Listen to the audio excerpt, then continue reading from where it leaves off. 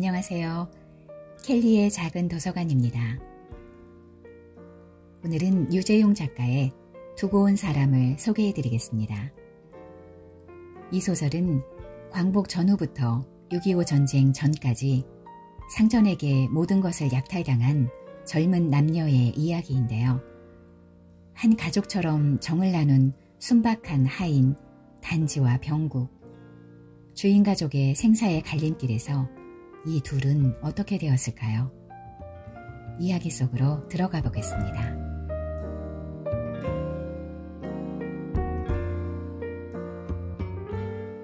단지와 병국이가 처음 우리 집에 온 것은 외정말, 그러니까 해방되기 바로 전해 늦은 봄이었다.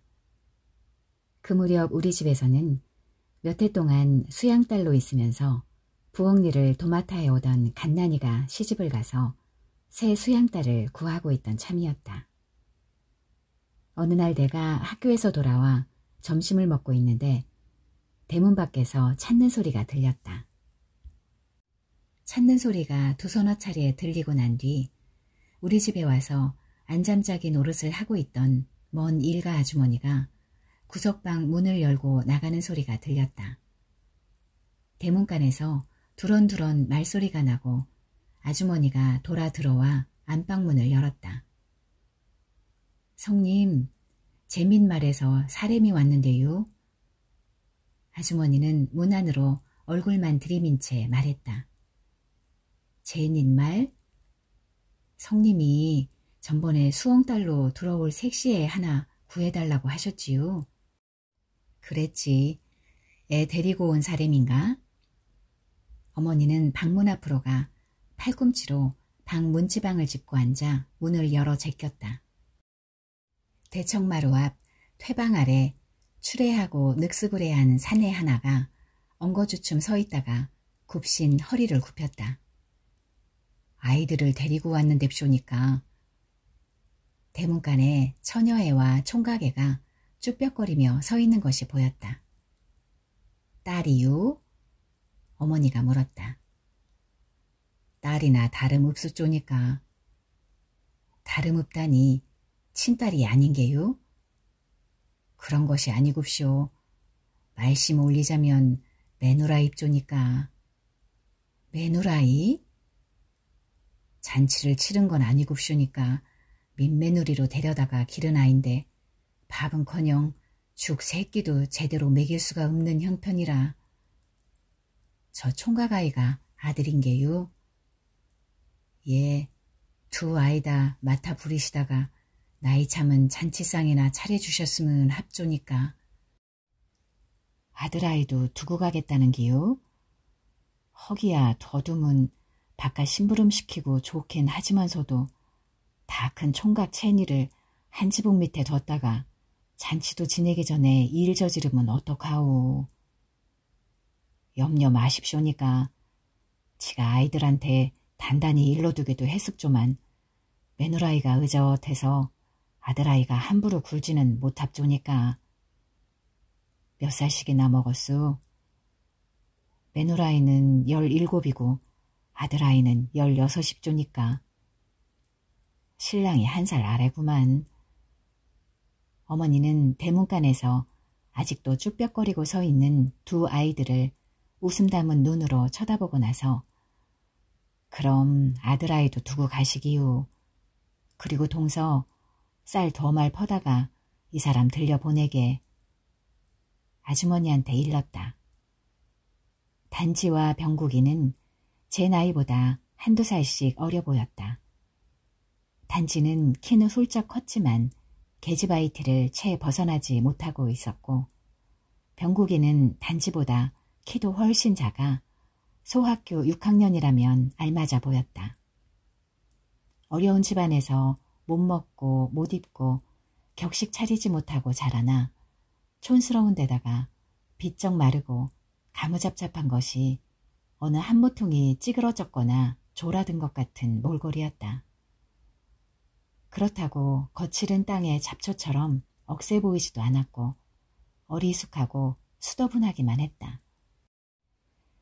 그래 병국이하고는 언제부터 청혼한 게냐? 우리 집에 온 지 며칠 지나서 서먹서먹한 기색이 가셨다 싶었을 때 아주머니가 단지한테 물었다. 모르겠어요. 어버이끼리 증해놨다니깐요. 단지는 별로 부끄러운 기색 없이 대답했다. 양쪽 집 어른들끼리 퍽 가깝게 지냈던 모양이지. 모르겠어요. 전에 우리 할머니 말로는 우리 아바이하고 병국이 아바이하고 단짝 친구랬는데 지가 8살 되던 해 설날에 같이 술을 먹다가 우스갯소리 삼아 사돈 맺자고 한 것이 정말이 돼버렸대나 봐요. 병국이네 집인 몇 살 때 들어갔는데 10살 때래요. 아버지가 돌아가고 어머니가 어디로 갓배리고 나서 들어갔대요. 그래 어떻대? 저게 내 신랑 될 사람이거니 생각하니까 마음이 어때? 아주머니는 무슨 대답이 나오나 보자는 듯 짓궂게 물었다. 모르겠어요. 어려서부터 같이 산 데다가 키도 나보다 쬐끔하니까 동생 같기만 해요. 동생? 단지는 구석방에서 아주머니와 함께 잠을 잤지만 병국이는 길 건너 양주장 객실에서 혼자 잠을 잤다. 장차 맺어질 사이여서 더욱 내외를 시키느라고 각각 다른 지붕 아래서 잠을 재우는 것이었지만 단지와 병국이는 장차 부부가 될 사이가 아니라 진짜 오누이 같았다. 서로 마주대하고서도 어색하거나 조심스러운 구석이라고는 한 군데도 없었다. 너, 나, 얘, 쟤, 단지야, 병구가 서로 부르면서 거침없이 이것저것 짓겨려대기도 했고 틈이 날 때면 때리고 도망치고 뒤쫓고 하면서 스스럼 없이 장난질을 치다가 어머니한테 야단을 맞고는 조용해지곤 했다. 병국이가 오고 나서부터 나는 밤똥을 누러 갈 때 아주머니 대신 병국이를 데리고 뒷가내를 가곤 했다. 그 무렵 나는 낮에는 멀쩡하다가도 어떻게 돼서 밤만 되면 꼭 똥이 마려웠는지 알 수가 없었다. 작은 뒷마당을 지나 그때는 사람이 살지 않던 뒤채에 좁고 흰 봉당을 지나 다시 큰 뒷마당을 건너 그 맨 끝 닭이 우리와 돼지 우리를 돌아 구석에 자리 잡은 뒷가내를 가야 하는 것은 내 하루일 가운데 그중 힘든 일이었다.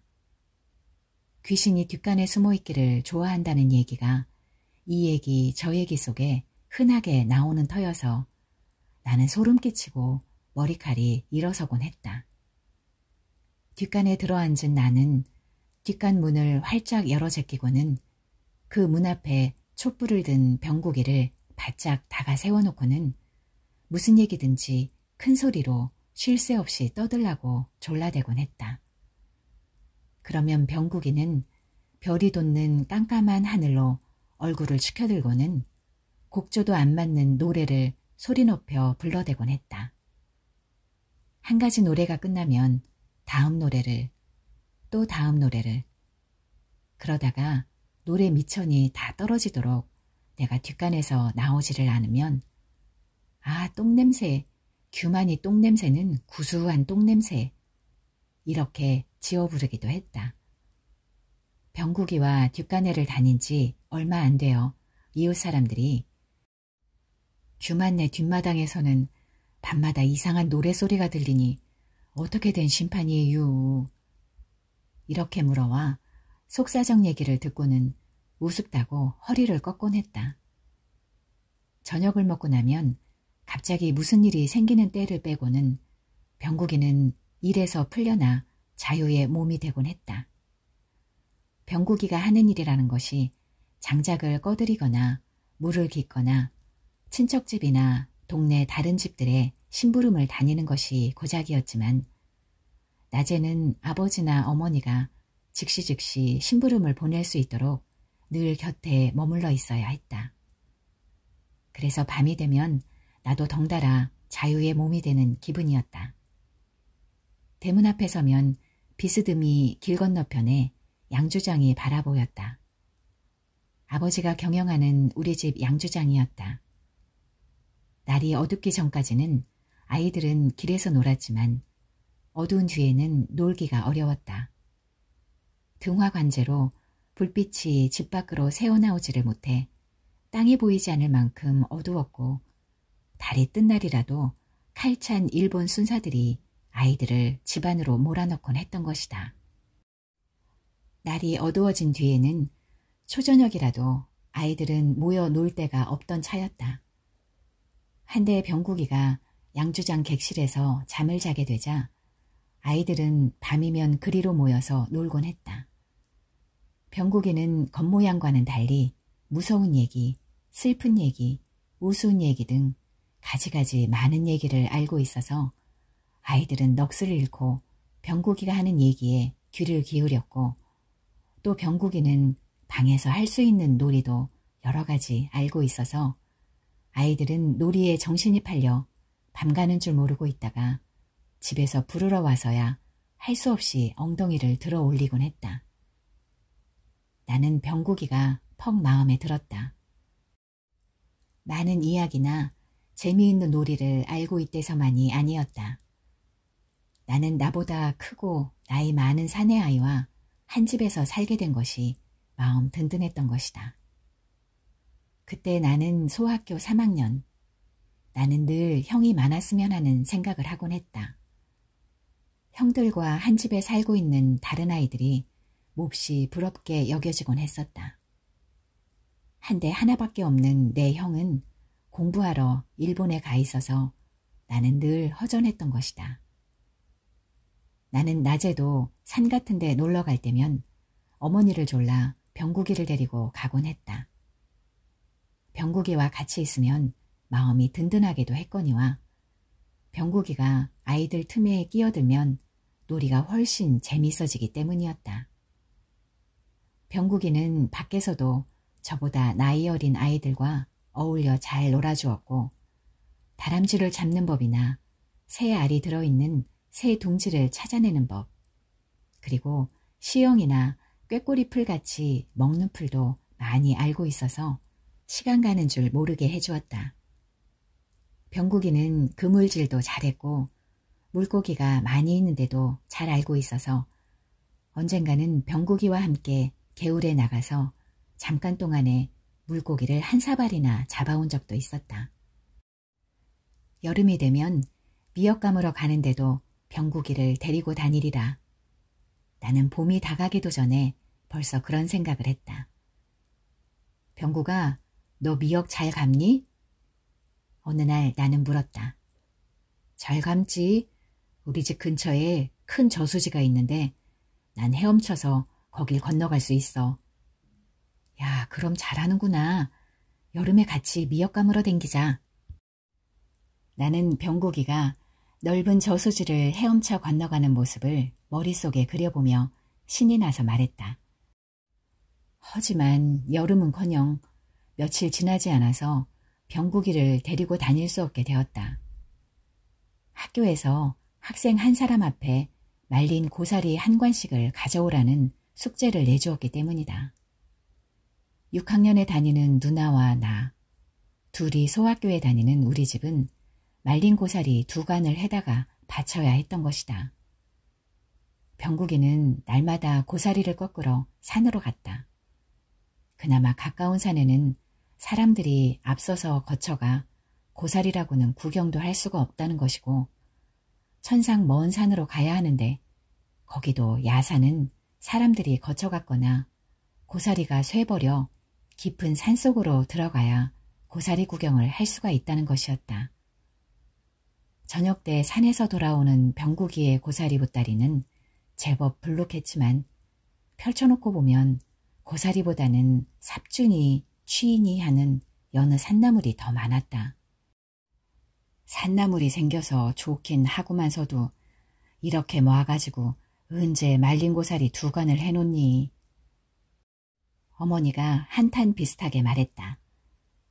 고사리를 사서 보낼 생각을 해도 살 수가 없다는 것이었다.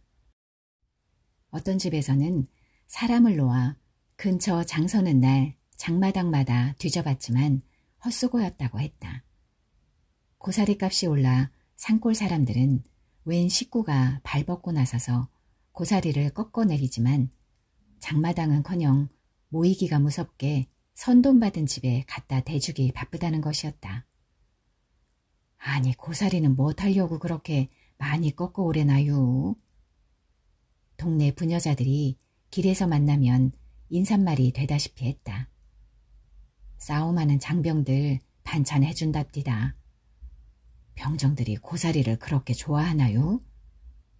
고사리가 든든하기도 하거니와 고사리를 먹으면 여자 생각이 덜 난대요.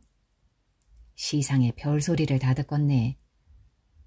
어쨌든 병국이 혼자 힘으로 그 많은 고사리를 해놓을 수가 없어 단지와 아주머니도 열일 제쳐놓고 사내를 갖고 나중에는 양주장 인부들까지 고사리를 꺾으러 사내를 가야 했다. 그렇게 해서 우리 집에서는 겨우 말린 고사리 2관을 학교에다가 바칠 수 있었지만 장마를 빼놓고는 결국 여름을 그렇게 지내버린 셈이었다. 여름이 지나고 가을이 되었을 때 단지와 병국이는 사뭇 다른 모양이 되어 있었다. 병국이는 키가 크고 콧수염이 듬성듬성 돋아나고 목소리가 패어 어린아이 티를 벗어나고 있었다. 하지만 병국이는 그냥 가무잡잡하고 삐죽한 것이 어린아이 티를 벗어나서 제법 컸구나 생각될 뿐이었다. 한데 단지는 그렇지가 않았다. 아주 딴 사람이 되어 있었다. 키가 더 크고 몸집이 불어난 것은 물론이려니와 달덩이처럼 피어나 희멀게진 얼굴은 도무지 몇 달 전 처음 우리 집에 왔을 때의 단지가 아니었다. 휘어진 것은 얼굴뿐이 아니었다. 온몸이 껍질이라도 벗은 듯 깨끗하게 휘어져 있었다. 버짐먹은 검은 얼굴, 야윈 목줄기와 어깨축지, 젓가락처럼 가느다란 팔과 종아리, 그 찌들고 검은 몸뚱아리에 어떻게 저토록 푹신하게 살이 오르고 희멀게질 수가 있는지 다시 생각해봐도 모를 일이었다. 2년 엉덩작 커진 것 좀 봐. 아주머니는 날마다 잠까지 한방에서 자면서도 몇 번이고 새삼스럽게 단지를 놀려대곤 했다. 후릿한 키에 튼실한 몸집, 무던하고 탁 트여 보이는 잘생긴 얼굴, 치렁치렁 허리까지 따아느린 탐스런 검은 머리. 단지가 가게에라도 가려고 문밖 출입을 할 때면 남자 여자 할 것 없이 지나는 사람들이 한 번씩 더 쳐다보곤 했다. 부잣집 밥이 좋긴 좋구나. 처음 왔을 땐 당초에 생겨나기를 짜부러진 까마콩장으로 생겨났나 했더니 못 얻어먹어 그랬었구나. 너 집이선 밥도 제대로 못 먹었니? 이웃 아낙네들도 달라진 단지를 보며 물었다. 이 팝은 가을개나 쬐꼭 먹어보고요. 겨울개는 내내 시래기 죽이고 봄에는 나물 죽이나 소나무 껍질 100개다가 송개떡 해먹고 여름에는 감재나 밀가루 밀지울이나 강냉이로 끼니를 때우는데 그것도 마음껏 배 채워보들 못해요. 단지는 감추는 것 없이 술술 대답했다. 그래 그런지 단지는 근심 걱정 따위는 눈꽃만큼도 없이 마음이 한없이 편하다는 듯 늘 얼굴빛이 밝았다. 힘에 겨운 일을 시켜도 일이 서툴다고 야단을 맞아도 눈살 한번 찌푸리는 일 없이 얼굴에는 늘 환한 웃음을 머금고 있었다. 그 푹신한 등에 업히고 싶어 하루에도 몇 차례씩 업어달라고 내가 졸라도 그때마다 단지는 환한 얼굴로 내 청을 들어주곤 했다. 하지만 단지는 몸집 따라 하는 짓도 의젓해져 있었다. 병국이 와도 서로 구순하게 얘기를 했지만 전처럼 시시덕거리지는 않았고 더군다나 건드려 놓고 도망치고 뒤쫓고 하는 따위의 장난은 하지 않았다. 단지와 병국이가 얘기하는 것을 보면 말하는 쪽은 주로 병국이었고 단지는 병국이가 말하는 것을 잠자코 듣고 있다가 빙긋이 웃는다든가 이런 일은 이렇게 하라든가 저런 일은 하지 말라든가 하고 타이르는 투로 대답을 하곤 했다. 단지는 시방이라도 시집을 보내겠는데 병국이 녀석은 안적 아이 떼를 다 못 벗었으니 단지 너 쪽들이 쓰고 연지곤지 찍어볼래면 몇 해 더 지달려야겠다. 허긴 병국이 녀석도 이젠 커서 사내 냄새가 조금씩 풍기더구나. 단지야, 요샌 병국이가 신랑 같아 되대. 아주머니가 심심풀이 삼아 툭 건드리듯 말을 꺼내면 안적 동생 같아요. 단지는 웃으며 대답했다. 병국이 녀석이 20살만 돼봐라. 그땐 네 눈에도 듬직한 신랑감으로 뵐걸. 글쎄요, 모르겠어요. 지금 같아선 동생 같아만 뵈니깐요. 그래도 단지의 말투에는 병국이를 깔보는 기색 같은 것은 섞여 있지 않았다. 병국이 아버이도 우리 친아버이 같기만 하고요. 병국이 생각을 할 땐 걔하고 난 같이 집 떠나온 온위거니 하는 생각이 자꾸만 들어요. 이런 말을 할 때만은 단지의 얼굴에 따사로움과 함께 서글픔 같은 것이 지나는 구름 그림자처럼 슬쩍 걸쳤다가 쓰러지곤 했다. 단지도 병국이도 저희 집에 다녀오고 싶은 생각은 그닥 없는 것 같았다. 굶주리기만 했던 집 생각이 그리움을 불러일으키지는 못하는 것인지도 몰랐다. 추석 때 집에를 다녀오겠느냐고 물었을 때도 그만두겠노라고 꿈을 대지도 않고 대답했다. 그곳에는 병국이 아버지가 근본도 모르는 현 여자를 얻어다 살고 있을 뿐 단지네 쪽으로는 먼 일가부치 하나 없다는 것이었다. 하기야 병국이 아버지도 근본이 분명한 사람인 것 같지는 않았다. 병국이 아버지는 아이적에 떠돌이로 굴러들어와 남의 집 심부름과 머슴살이를 하다가 병국이 어머니한테 장가를 들고는 남의 땅을 빌어 부쳐먹고 살았는데 나이 들어 힘에 부쳐선지 땅 임자한테 잘못 보여선지 이 근래는 농사도 안 짓고 인근 장마당을 돌아다니며 보퉁이 장사를 해먹고 산다고 했다. 그래도 추석 때 단지와 병국이가 다녀가기를 기다렸음인지 추석 이튿날 병국이 아버지가 찾아와 술과 점심을 대접받고 쌀 2마를 얻어가지고 돌아갔다. 하기야 그동안에도 병국이 아버지는 한 달에 한 번쯤 아들 며느리가 궁금해서 왔다는 핑계로 찾아와 술과 점심을 대접받고 쌀을 얻어가지고 돌아가곤 했었다. 부자간의 상면이 그토록 서먹서먹할 수가 없었다. 한 달 만에 만나는 아버지와 아들 사이에 도통 말이 오고 가지를 않았다. 잘 있는 것을 눈으로 봤으니 됐다는 것인지 병국이 아버지는 대청마루 한가운데에 차려준 밥상 앞에 앉아 술 마시고 밥 먹기에 정신이 팔려 있었고 병국이는 병국이대로 즈 아버지 등 뒤쪽 마루 끝에 마지못한 듯 걸터 앉았거나 대돌 옆에 말뚝처럼 서 있다가 슬그머니 뒤란으로 들어가 버리곤 했다. 단지가 오히려 곰살궂게 굴었다. 찬밥 많은데 더 드세요. 장사는 잘 되세요. 제법 며느리답게 밥상머리에 붙어앉아 집안 안부 묻고 술 따르고 반찬 권하고 했다. 병국이 아버지는 말없이 고개만 끄덕이면서 밥그릇, 반찬그릇, 술 주전자 싹싹 쓸어 비우고는 트림하면서 상을 물렀다. 그러면 어머니는 단지를 시켜 쌀 뒤주에서 쌀을 퍼내 자루에 담아가지고 병국이 아버지 옆에 놓아주었다. 어이구 올 적마다 이 귀한 물건을 주세서. 병국이 아버지는 어물어물 말끝을 흐렸다. 그렇게 추석 이튿날 다녀간 병국이 아버지가 보름 뒤 죽었다는 소식이 왔다. 병국이는 눈이라도 가려운 듯 주먹으로 2번 눈을 문질렀고 단지는 잠시 치마폭으로 얼굴을 싸고 앉았다가 일어나 수채구멍에 코를 풀었다. 단지와 병국이는 장사를 치르려고 집에 갔다가 사흘 뒤에 돌아왔다. 그날 일본에 공부하러 가 있는 형한테서 전보가 오지 않았더라면 병국이 아버지 장사 지낸 일이며 왜 그렇게 벼랑간 죽었는지, 남아있는 병국이 계모는 어떻게 되는지 하는 따위 궁금한 일들이 어머니나 아주머니 입에 한동안 오르내렸을 것이다.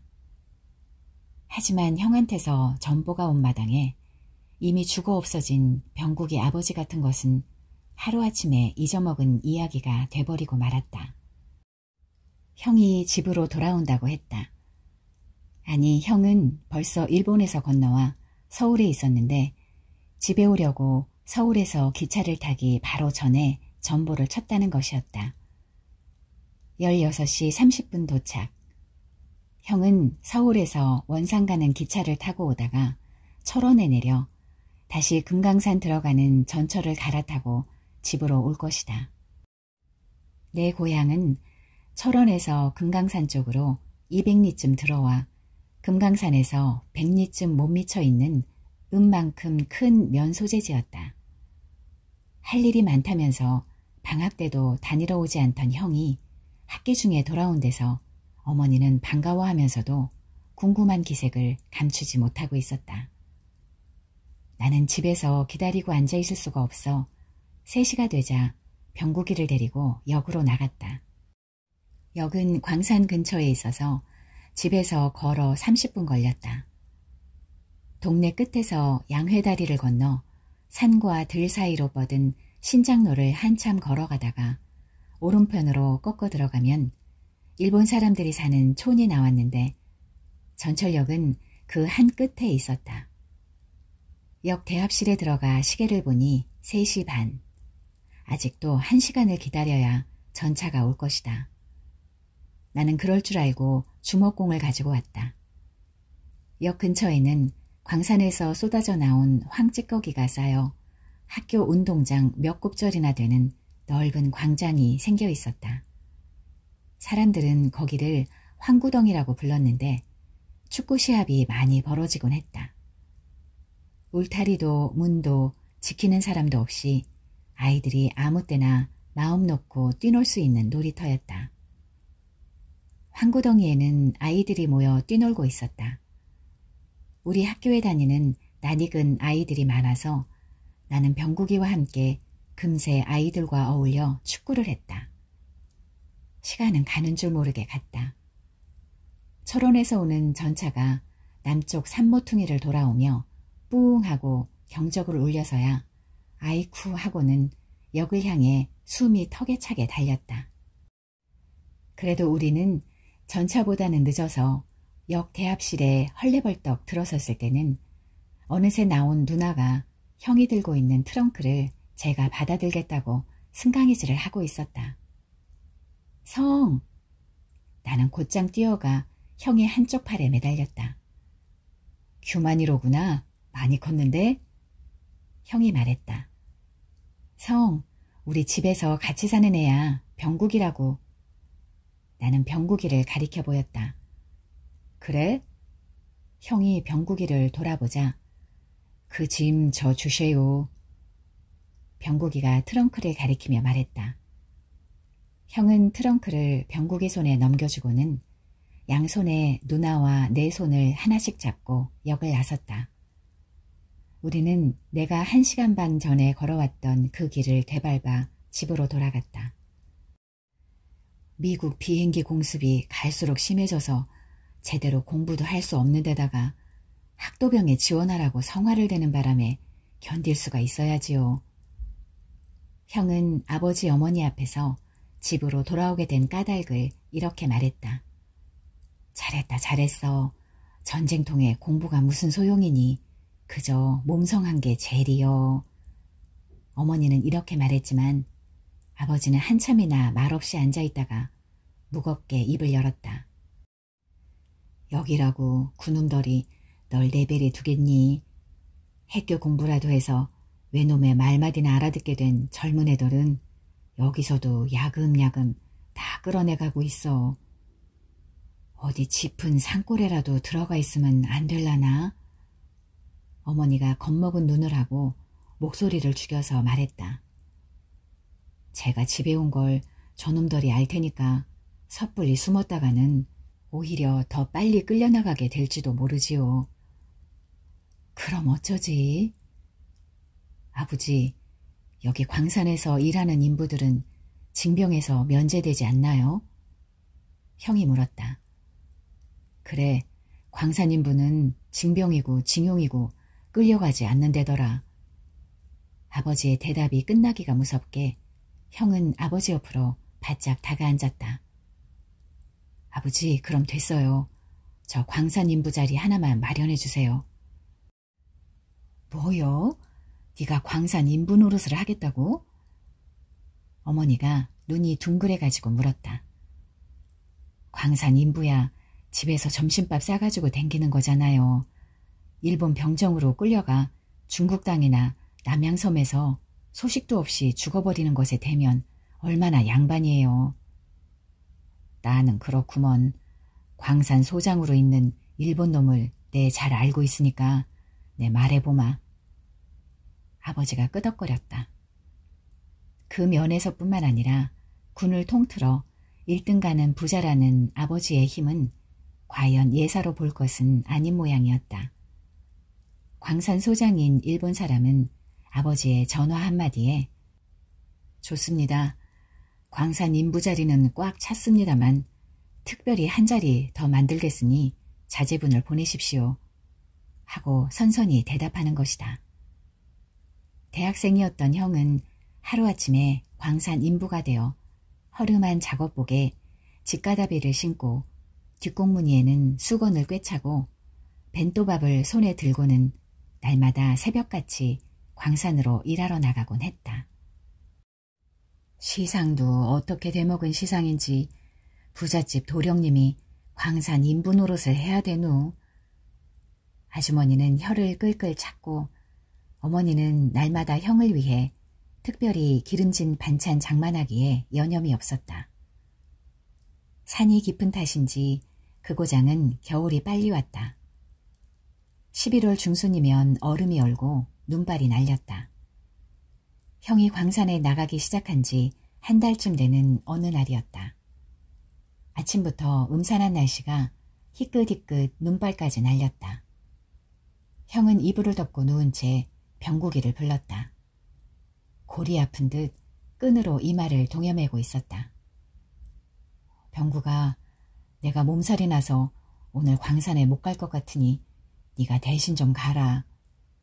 형이 말했다. 예, 근데 가기만 하면 되나요? 병국이가 물었다. 내가 편지를 써줄 테니 광산 사무실을 찾아가서 아무개를 찾아가지고 편지를 전해.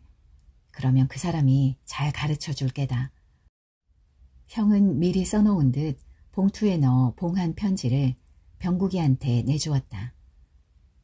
그날 아침 병국이는 형을 대신해서 증명서와 벤또밥을 가지고 광산으로 갔다. 병국이는 형을 대신해서 정말 광산 인부 노릇까지 한 듯 날이 저물어서야 집으로 돌아왔다. 그래, 올바로 찾아가서 편지 전했니? 형이 물었다. 예, 찾기 쉽더군요. 편지를 읽어보더니 따라오라면서 땅속으로 데려다줘서 개서 일하다 왔는걸요. 병국이는 형의 부탁을 성심껏 이행했다는 듯 밝은 얼굴로 대답했다. 애썼다. 내일 하루만 더 갔다 와라. 형이 말했다. 이튿날도 병국이는 형을 대신해서 광산에 가 일을 하고 왔다. 그러자 형은 몸살이 다 나아 다음 날부터 형이 다시 광산에 나가기 시작했다. 하지만 그런 일이 있은 뒤부터 형은 며칠에 한 번씩 병국이를 대신 광산에 보내고는 집에서 뒹굴뒹굴 쉬곤 했다. 그리고 차츰 병국이를 대신 광산에 보내는 날이 많아져 갔다. 그래도 되니? 광산에서 아무 말 안 할래나? 어머니가 걱정이 된다는 듯 물었다. 걱정 마세요, 어머니. 제가 이렇다 할 자리에 앉아있는 사람들은 모조리 구워 삶아놨으니까요. 병국이가 저 대신 아주 날마다 나가도 아무 일 없을 거예요. 형은 태연하게 대답했다. 어머니는 양복점에서 병국이 몸에 맞도록 작업복을 만들어 왔다. 신발은 병국이 발이 커서 형이 신던 찌가다비가 발에 맞았다. 그 해가 다 가기 전 병국이는 형을 대신해서 아주 광산 인부가 돼버렸다.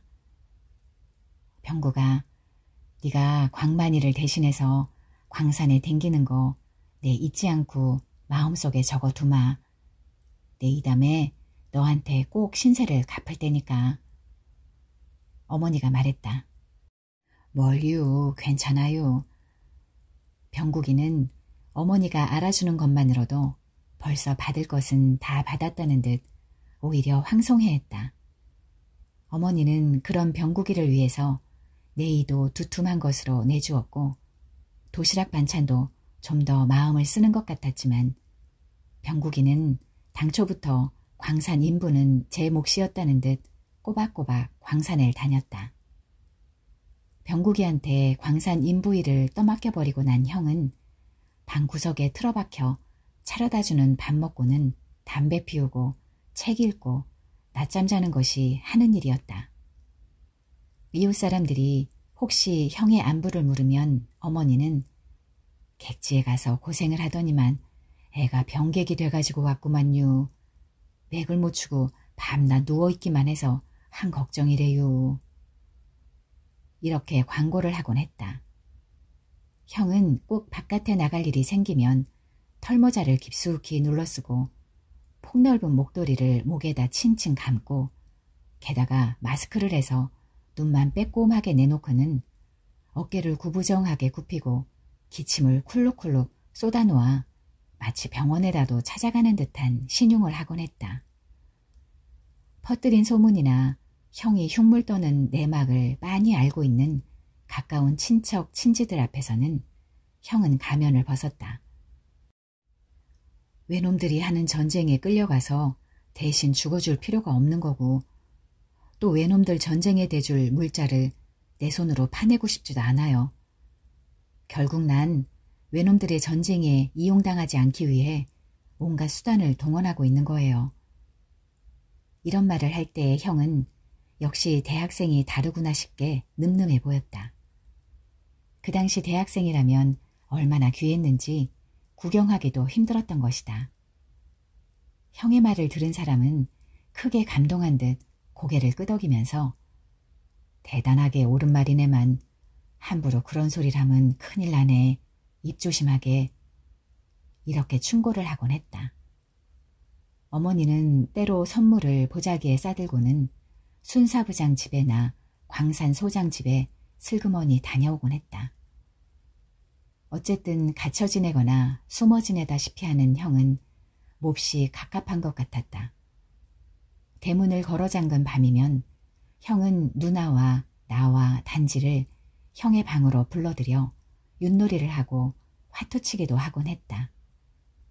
윷놀이나 화투치기에서 진 사람은 두 손가락으로 팔뚝을 맞기로 되어 있었는데 단지가 질 적마다 형은 단지의 팔뚝을 걷어올리고는 있는 힘을 다해 때리곤 해서 단지의 흰 팔뚝에 형의 손가락 자국이 빨갛게 돋아나고 나중에는 단지는 아파서 눈물을 찔끔찔끔 흘리기까지 했다. 그래도 단지는 형의 방에서 하는 그 놀이가 재밌는 것 같았다. 밤이 와서 대문을 걸어 잠근 뒤 형이 누나와 나를 부르며 단지도 함께 건너오라고 하면 한 번도 마다 않고 놀이에 끼어들곤 했다. 종일이면 종일 부엌구석에서만 지내야 하는 단지는 속으로는 퍽 심심했는지도 모른다.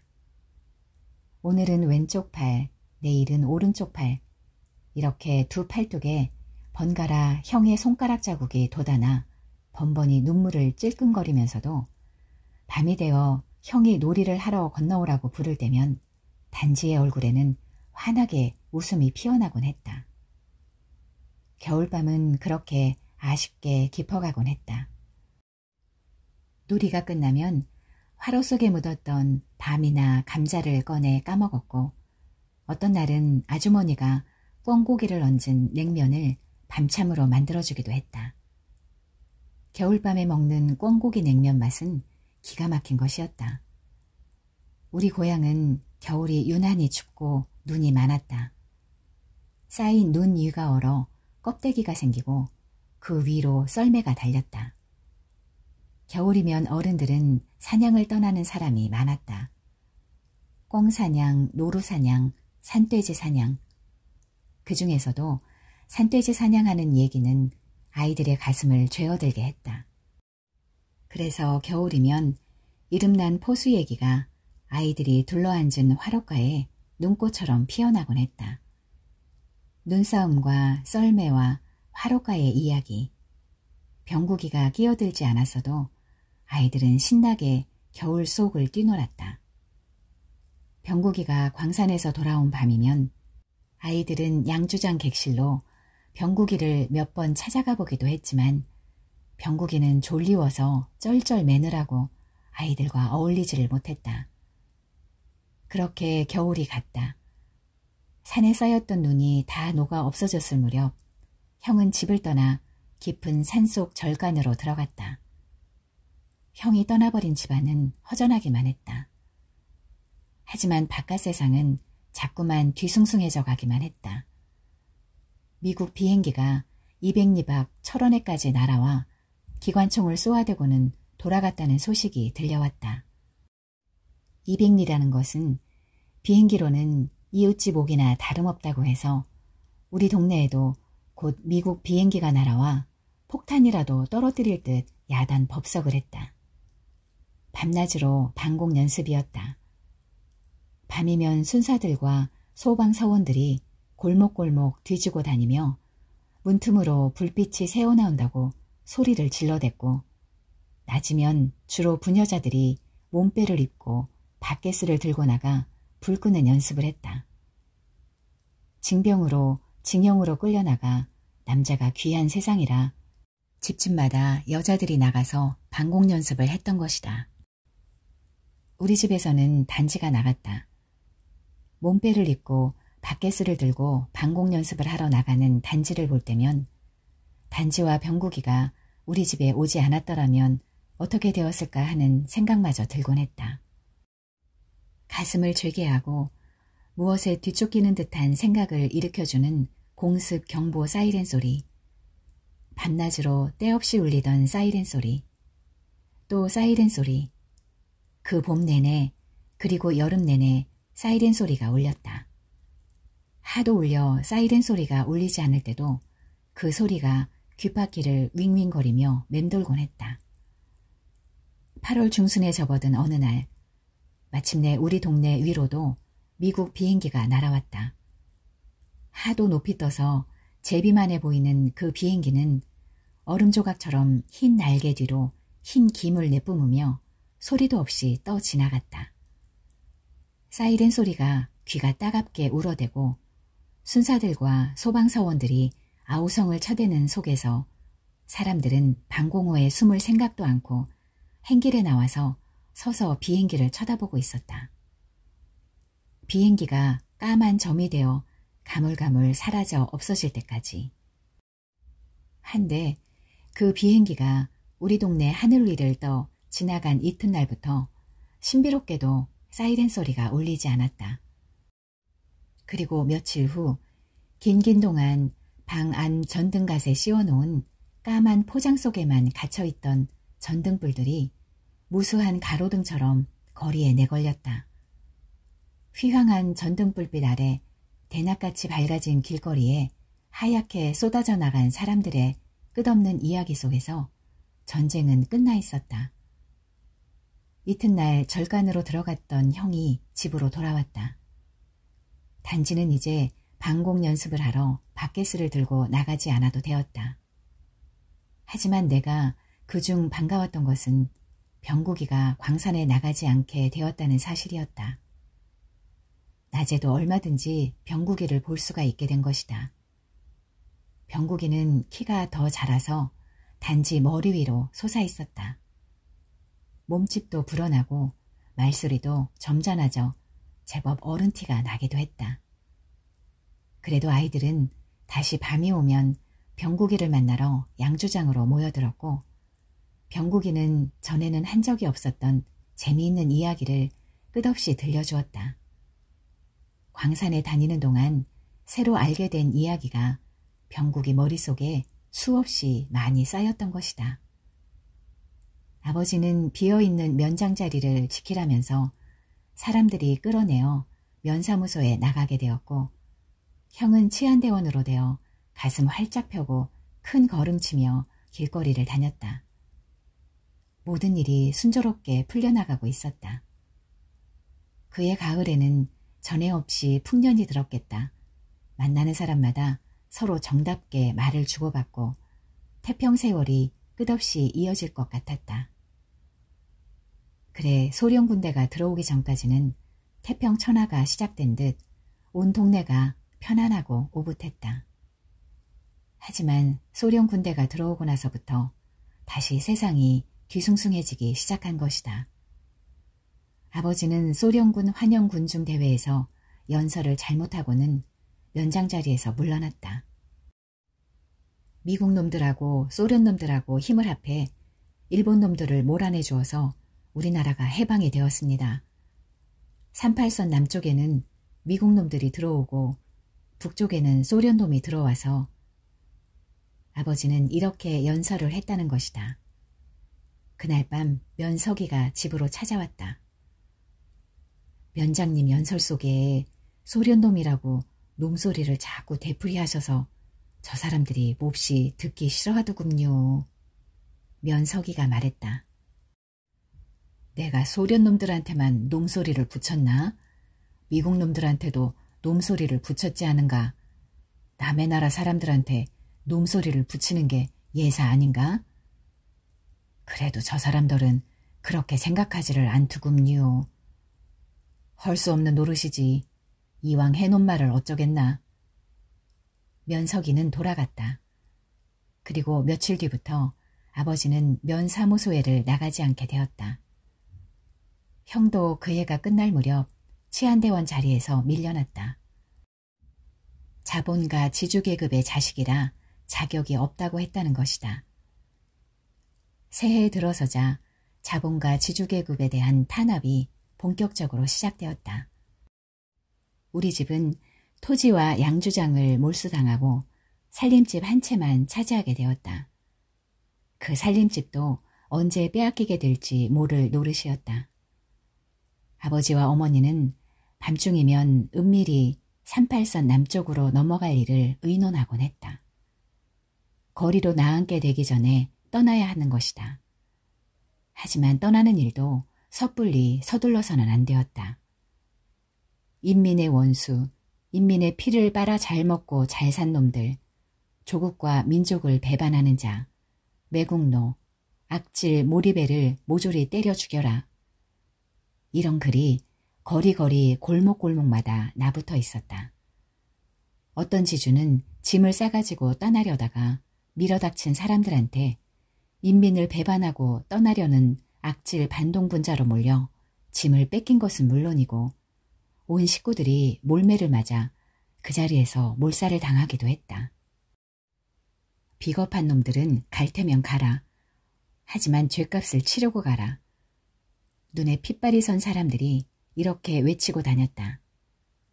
섣불리 떠나려고 하다가는 어떤 봉변을 당할지 모를 일이었다. 이곳에서 백리 밖으로 떠나시오. 이런 추방명령이 내리기를 기다리는 수밖에 없었다. 그 추방령만이 아무 탈 없이 고향을 떠날 수 있는 길이었다. 하지만 그것은 저들이 가장 관대하게 온정을 베풀 경우인 것이다.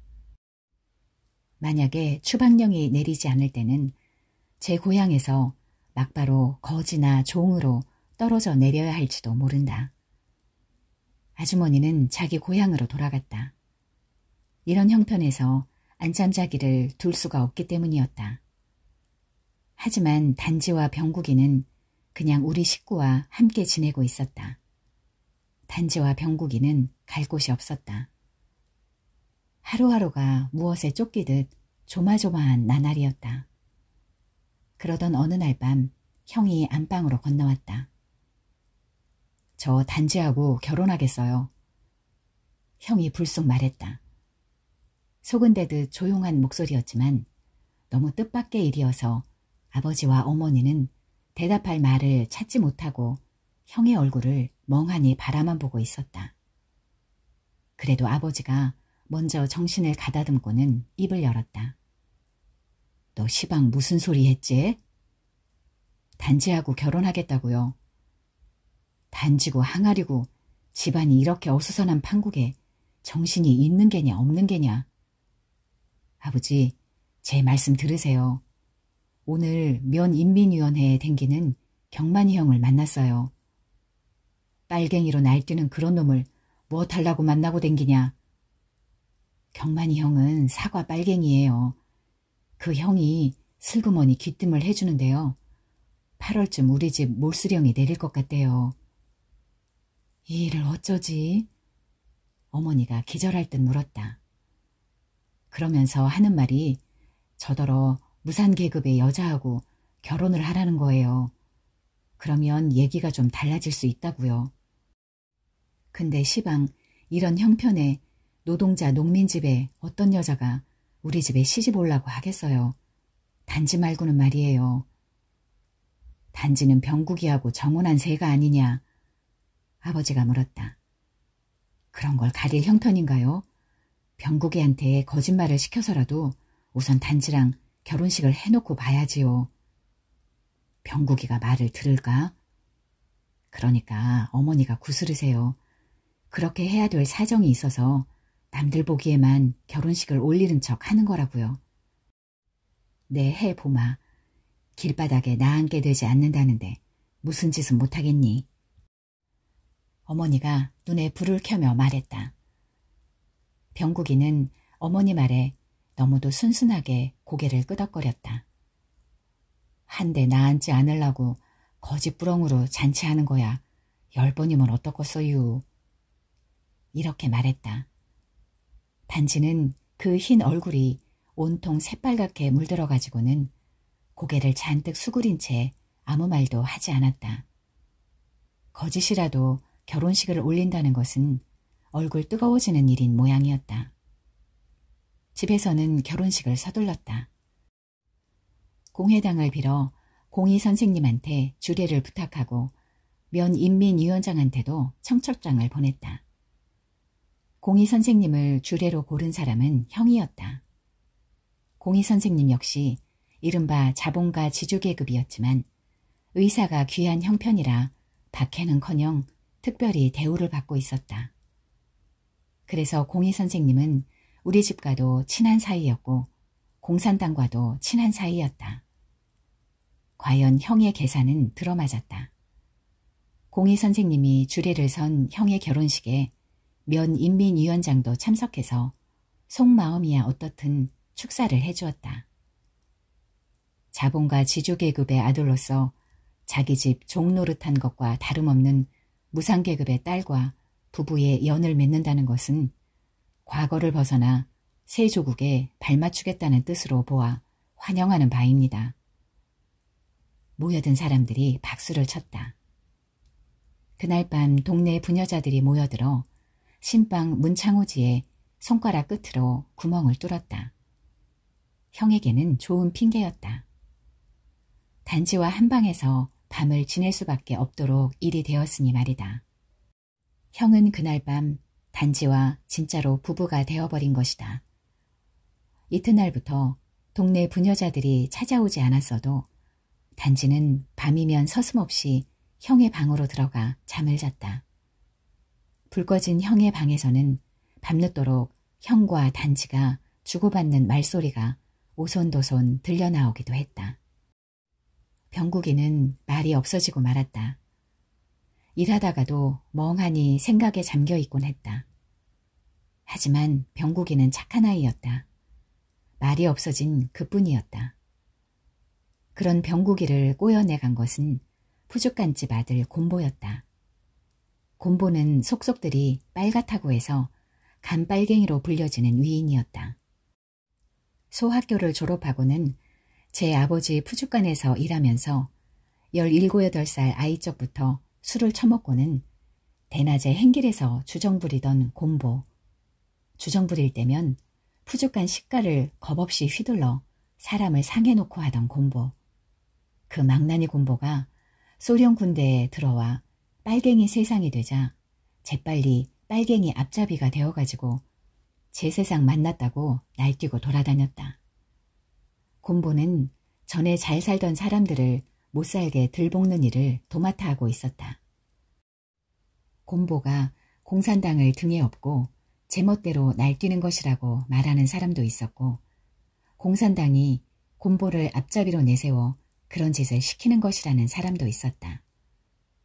곰보는 전에 잘 살던 사람들 집에서 하인 노릇을 했거나 소작인 노릇을 한 사람을 꿰어가지고 옛 상전에게 학대받은 일이거나 옛 상전의 비행을 있는 것 없는 것 만들고 꾸며내어서 보안서나 청년 동맹에 일러바치게 해서 옛 상전의 집을 파헤쳐 난장판을 만들어 놓기 일쑤였다. 언젠가는 전에 우리 양주장 인부로 있던 박서방이 찾아와 곰보가 꼬이는 것을 듣지 않았노라는 말을 해주고 갔다. 우리 집 소작인이었던 사람 하나도 찾아와 박서방과 같은 말을 해주고 돌아갔다. 그러니깐 사람은 인심을 잃지 말아야 하는 게야. 아버지는 이렇게 말했지만 쥐길놈 같으니라고. 어머니는 몸을 부르르 떨었다. 동네 사람들은 곰보가 미워 속으로는 이를 갈면서도 곰보가 등에 업은 공산당이 무서워 슬슬 피하기만 하고 있었다. 어느 날 제 아버지 묘지도 가볼 겸 고향에 다녀오겠다면서 집을 떠난 병국이가 닷새가 지나도록 돌아오지 않았다.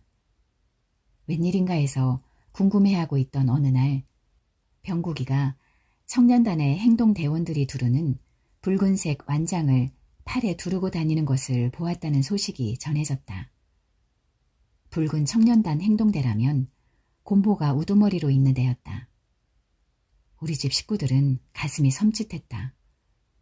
어머니는 나를 시켜 소문이 정말인지를 알아보고 오게 했다.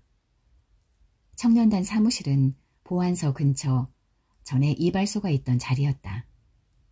나는 그 앞을 지나는 척하면서 청년단 사무실 안을 들여다보았다. 과연 그 안에 병국이가 있었다. 어머니는 병국이가 거기서 무슨 일을 하는지 알아보라고 했다. 나는 아이들과 어울려 청년단 사무실 근처에 가서 놀며 틈틈이 병국이를 살펴보았다. 병국이는 거기서도 심부름꾼 노릇을 하고 있었다. 청년단원들은 무슨 일이 있으면 병국이한테 심부름을 시키곤 했다. 병국이와 어쩌다 마주칠 때면 나는 서먹서먹하고 왠지 무섭기까지 했지만 병국이는 나를 못 본 척 하기만 했을 뿐 노려보거나 눈살을 찌푸리거나 하지는 않았다. 청년단 심부름을 고분고분 도맡아 해내는 것이라든가 청년단원들과 얘기를 하면서 웃는 얼굴을 보면 병국이 마음이 나빠진 것 같지는 않았지만 어쨌든 아이들과 어울려 놀던 옛날의 병국이는 아니었다. 무슨 일이 벌어질 것 같구나. 어머니가 심란해하며 말했다. 병국이 지가 어쩌겠어요.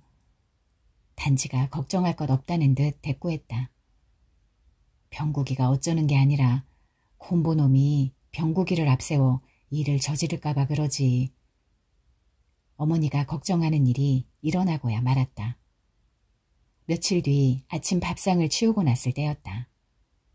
붉은 완장을 두른 청년단 행동대원들이 저희 마음대로 대문을 열어 제끼고는 우르르 집 안으로 들이닥친 것이다. 이 집에 인민을 착취해 긁어모은 쌀이 있다는 고발을 받고 왔소. 앞장선 곰보가 이렇게 말하고는 제 집 들어가듯 행동대원들을 거느리고는 부엌을 거쳐 뒷안으로 밀려 들어갔다. 우리 식구들은 잠자코 보고만 있을 수밖에 없었다. 행동대원들의 손에는 망치니 도끼가 들려 있었던 것이다. 그들은 뒷안으로 들어가 큰 광문 앞에 멈춰섰다. 광문에는 자물쇠가 채워져 있었다. 부숴라, 곰보가 말했다. 망치와 도끼가 광문을 쳐 떨어뜨렸다. 광 안에는 쌀가마와 묵은 벽가마가 쌓여 있었다. 저 내가, 곰보가 말했다. 청년대원들은 곡식가마를 저내기 시작했다. 대문 밖에 전에다가 태기를 치고는 다시 들어와 전해가곤 했다. 청년대원들은 큰 광 안에 쌓였던 곡식가마를 모조리 저내갔다. 대문 밖 행길에는 곡식가마들이 이리저리 내던져진 모습으로 어지럽게 쌓여 있었다. 동네 사람들이 하얗게 모여들어 구경을 하고 있었다.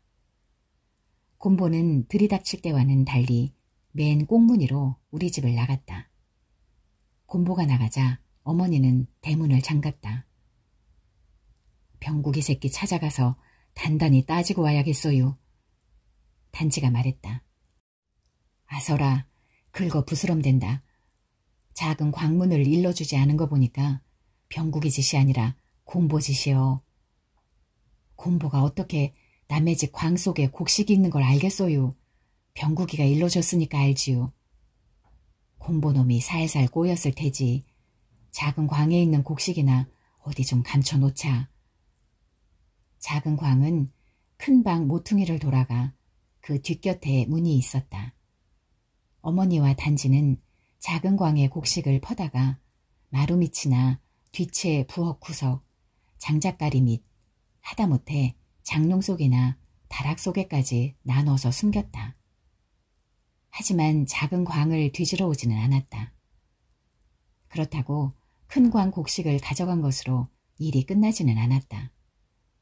그래, 그것은 또 하나의 시작이었다. 그 일이 있은 며칠 뒤 보안서에서는 아버지를 불러갔다. 외정 때 친일파 노릇한 사실을 누군가 고발했다는 것이다. 아버지는 3시간 뒤에 집으로 돌아왔다. 그러고는 하루 걸러 아버지를 불러갔다. 소작인들을 무자비하게 착취했다는 고소장이 들어왔으니 조사를 하겠다고, 양조장 인부를 학대했다고 누가 고발을 했으니 조사하겠다고, 무산계급의 부녀자를 농락한 일이 있다는 제보가 있으니 왔다 가라고, 또 어떠어떠한 비행을 조사해야겠다고 아버지를 불러들여갔다. 아버지는 보통 5~6시간씩, 어떤 날은 10시간이나 잡혀있다가는 기진맥진해가지고 돌아오곤 했다. 아버지는 벼랑간 폭삭 늙어버린 듯 했다. 그 사건이 일어난 것은 그렇게 지내던 얼마 뒤였다. 나는 그날 아이들과 함께 청년단 사무실 근처에 놀러 갔다가 그 일을 내 눈으로 볼 수가 있었다. 그날도 아버지는 보안서에 불려갔었던 모양이었다. 아버지가 보안서에서 나와 청년단 사무실 앞을 막 지났을 때였다. 곰보가 병국이를 끌다시피 하고 사무실을 나오더니 아버지 쪽을 가리키며 병국이를 떠밀었다. 병국이는 주춤거리더니 곰보의 재촉하는 눈길을 받고는 아버지를 뒤따라갔다. 아저씨, 저 품값 주세요. 병국이가 말했다. 품값이라니?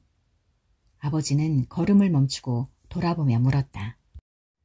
아저씨네 집에서 2년 동안 심부름한 품값 말이여유. 병국이는 고개를 숙이고 말했다. 너 요전에 사람들 보내서 광 속에 있는 곡식 까마 다 전해가고는 무슨 소리냐?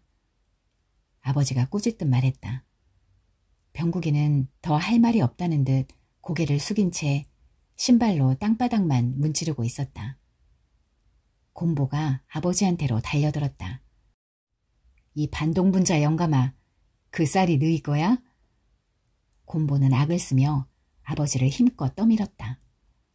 아버지는 땅 위로 나둥그러졌다. 곰보는 쓰러진 아버지의 얼굴을 발로 밟았다. 밟아버려, 이 멍충이 새끼야. 빨리 발로 짓뭉개 놓으라고. 곰보는 병국이를 노려보며 소리쳤다. 병국이는 마지못한 듯 발 하나를 들어 쓰러져 있는 아버지의 넓적다리 위로 올려놓았다. 아버지의 코와 입술이 터져 피가 흐르고 있었다. 이놈의 새끼들 잡아 죽여라. 동네 사람들이 소리 지르며 몰려온 것은 그때였다. 곰보는 골목 안으로 재빨리 도망쳐버리고 아버지의 넓적다리 위에 한 발짝을 올려놓고 어릿어릿 서있던 병국이를 동네 사람들이 겹겹이 둘러쌌다. 병국이가 옷이 갈갈이 찢기고 피투성이가 되어 정신을 잃고 땅바닥에 낮아빠진 것은 눈 깜짝할 사이였다. 병국이가 죽었다는 소식이 들린 것과 우리 집에 추방령이 내린 것은 사흘 뒤 같은 날이었다. 10일 안에 백리 밖으로 떠나시오. 면인민위원회 위원장. 그놈 새끼 되져 싸지. 단지는 이렇게 말했지만 손가락 끝으로 눈물을 찍어내며 코를 핑 풀었다. 이젠 됐다. 깨어졌던 입술에 검은 딱지가 더덕더덕 앉은 입으로 아버지가 말했다. 우리는 작은 광에 있는 쌀을 이웃에 쌍값으로 은밀하게 팔았다. 단지는 어떡하지요? 어느 날 어머니가 아버지에게 속삭이듯 물었다. 38선 넘기 전까지는 데리고 있어야지. 아버지가 대답했다.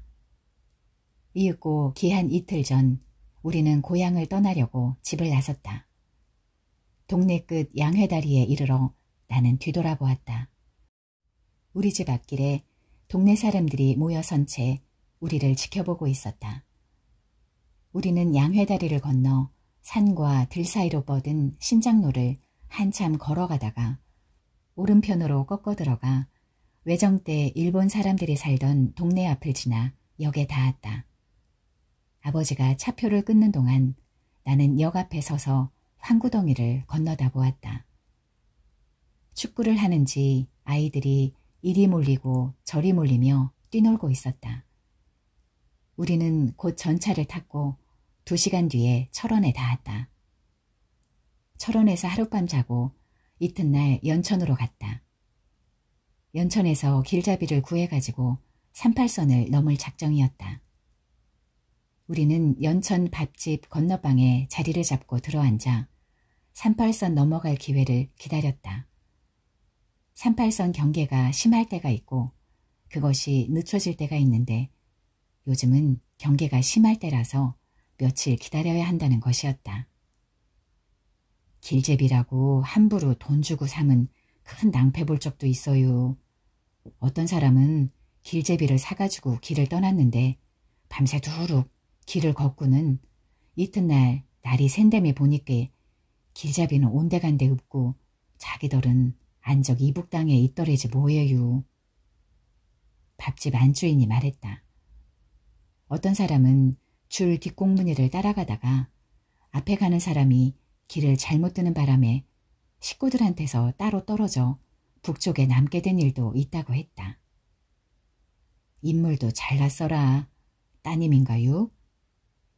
이튿날이 되자 밥집 안주인은 단지를 가리키며 말했다. 예, 딸이에요. 어머니가 대답했다. 누구던지 색시 삼고 싶고 며느리 삼고 싶겠어요. 밥집 안주인이 탐난다는 듯 말했다. 다음날 단지와 누나가 장구경을 하러 나간 틈에 어머니가 밥집 안주인한테 말했다. 데리고 넘어갔댔자 고생만 시킬 것 같고 어디 차만 신랑 자리가 싸대려 가겠다면 딸애를 주고 가겠어요. 정말이세요? 장가 보낼 친정 조카가 있는데 부모 없는 애라 장가도 내가 보내줘야 되는데 사람만 똑똑하면 되지요 뭐. 사람은 똑똑하지요. 근데 따님이 남아있으려고 할래나요? 섭섭해 할 테지요. 그러니 신랑 자리만 마땅하면 슬그머니 떼놓고 가야지요. 신랑 자리는 38선 넘나드는 길제비 노릇하고 있는데 벌이가 괜찮아요. 마침 잘 됐구만요. 우리 식구 38선 너머로 잘 데려다주고는 우리 딸애 잘 데리고 살라고 하세요. 염려 마세요. 처갓집 식구를 길바닥에다 버리겠어요? 다음날 길잡이라는 젊은이가 와서 슬그머니 단지를 보고 갔다. 연천에 오고 닷새 뒤 이윽고 우리는 밤중이 되기를 기다려 길을 떠났다. 길잡이가 앞뒤로 둘이 딸려 있었다. 단지는 맨 뒷공무니에 서서 따라왔다. 밤새 논두렁길, 밭두렁길, 산길, 숲길을 걸어 날이 새었을 때 우리 식구들은 38선을 넘어 남쪽 땅에 닿아 있었다. 아, 이젠 살았구나. 아버지도 어머니도 그렇게 말했다. 한데 뒷공무니에 서서 따라오던 단지와 길잡이 한 사람이 눈에 띄지 않았다. 엄마, 단지 언니가 없잖아. 누나가 큰일 났다는 듯 두리번거리며 물었다. 오다가 길을 잘못 든 게로구나. 어머니가 예사롭게 말했다. 그럼 단지 언니는 어떻게 하지? 누나는 대뜸 눈물이 글썽해지며 다시 물었다. 뒤따라 오든가 개서 잘 살든가 할 테지. 어머니가 대답했다. 아버지와 형은 못 들은 척 아무 말도 안 하고 있었다. 나는 북쪽을 바라보았다. 먼 하늘가에 치마폭으로 얼굴을 싸고 앉아 울고 있는 단지의 모습이 떠올라왔다.